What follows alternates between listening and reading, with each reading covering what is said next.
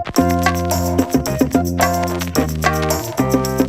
to LucyTWWE, my weekly review of all things WWE. I'm Lucy T. Here are the top 5 happenings in the WWE this WWE week. The Women's Royal Rumble. I cannot hold it in any longer, and I need to make this the number one thing that happened in the WWE this week.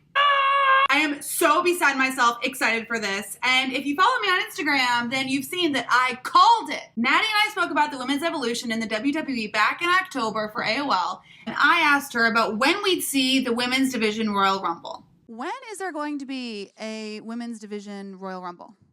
I would love to see something like that. I mean, with WWE, you can expect the unexpected. Check it out. This is absolutely huge, and I'm not gonna lie, I got some serious goosebumps like my girl Charlotte said she did too on SmackDown Live. And even more when Naomi came out and announced herself as the first woman to declare she'd be joining the Rumble. I also love the way this announcement was made on Raw. It was just a beautiful segment and so well thought out. Down to Elias's intro and trying to flirt with Sasha. Look at you. And Mickie James to the match that followed with Bayley and Absolution. All of the women's locker room came running out and Stephanie McMahon interrupted the brawl that ensued and changing the tone in that ring real fast.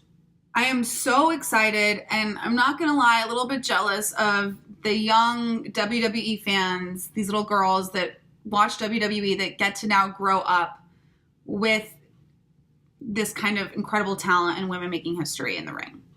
Okay. Sami Zayn and Kevin Owens / the whole Shane McMahon, Daniel Bryan sitch. Let's talk about it. So shit went down at Clash of Champions in the penultimate match of the evening when Sami Zayn and Kevin Owens took on this new pair of Shinsuke Nakamura and Randy Orton. Okay, so as you know, Daniel Bryan appointed himself as the second guest referee for this career-defining, literally, match on Sunday night to keep Shane O'Mac in check. So the match was great and did not disappoint. There were a few moments, 2 to be exact, where you really thought that Shane O'Mac and DB were just gonna go at it. In the end, Daniel Bryan counted a very fast 3 count to give Sami and KO the win, and last night on SmackDown Live, the commissioner and GM had a confrontation about exactly what went down. Surprisingly, when Daniel Bryan called Shane O'Mac out for starting a dangerous transformation into Mr. McMahon, he backed off and let Daniel Bryan do his thing. Thinking that maybe Shane did not like the feeling of actually being a heel, and then they quickly adjusted the storyline. Dolph Ziggler won the U.S. title at Clash of Champions and then had us all scratching our heads at his celebration on SmackDown Live last night. I am very glad that Dolph actually did win it, though, because apart from the glorious music, I'm not the biggest Bobby Roode fan, and we all know how I feel about Bald and Corbin. But, did Dolph just retire? I felt really bad because he was promoing his heart out, but literally the crowd was silent. And I think most people were like, oh, sweet, let's go get some more soda now. It's just Dolph. Yikes. I was expecting Roode to come out, though, or something and just stroll on by and pick up the U.S. title that Dolph just left in the middle of the ring, along with his mic. My guess is he will be getting ready for a little reboot, a little rebrand, and will be back at the Rumble under a new character. Also similar to Natalya, who had her own little tantrum last week on SmackDown Live. And if you follow her on Instagram, you probably also saw that she has a new ring gear sitch coming. So I think both Dolph and Natalya are on that same little redirection train. Also lots of interesting matchups for better or for worse this week. Why is Jason Jordan joining Dean and Seth? Do you know? No. Where is Roman? I don't like this whole, hey, let's reunite the Shield for the WWE Universe. Yeah, great idea. And then 2 weeks later, hey, but let's have Dean and Seth have their own music, not really include Roman in their tag title matches, and throw Jason Jordan in. Also, Dean hurt his arm when Rollins suicide dived. But honestly, he was holding it before he even fell to the ground. Someone wants some more vacay time off for the holidays.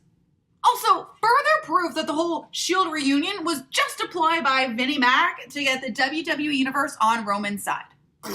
This week was also a very funny week, and I love when the WWE does not get too serious, especially at this time of the year when everyone is checked out and in holiday mode.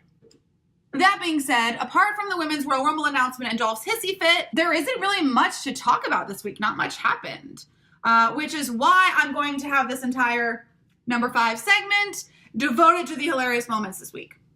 First of all, did anyone catch Dean calling the bar those Europeans? Brilliant. Woken Matt Hardy also was playing chess with his goldfish friend after laughing for 10 hours straight. Reminding me of Salem from Sabrina the Teenage Witch. I do not see this getting old at all as long as he keeps the weird up. New Day and Rusev Day Christmas spectacular. I could have watched an entire hour of this. Rusev dressed as Rusev Claus with his Frosty the Snowman, Frosty the Singing Man, ate in English. And they had a battle for Christmas with the New Day, who were also in full-on onesies as Gingerbread Man and Reindeer. She's looking for the New Day auditions.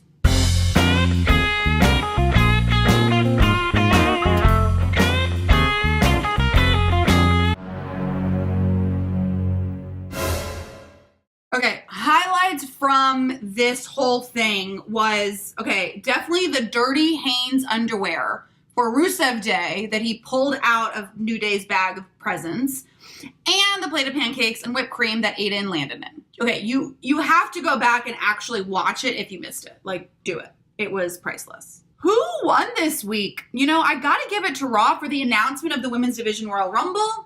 Just hope that WWE does not screw it up like they did with Ellsworth in the history-making first ever Women's Money in the Bank ladder match. Sign of the week? No sign of the week. Legit did not see one creative sign this week, guys. Come on. I know it's Christmas and you're probably using your creative juices for holiday cards and unique wrapping, but come on, man. That is all we have for this week. I am getting ready to go celebrate Christmas myself. Thank you guys so much for tuning in. Please don't forget to subscribe and follow me on Instagram and Twitter at LucyTWWE for even more updates. Happy holidays!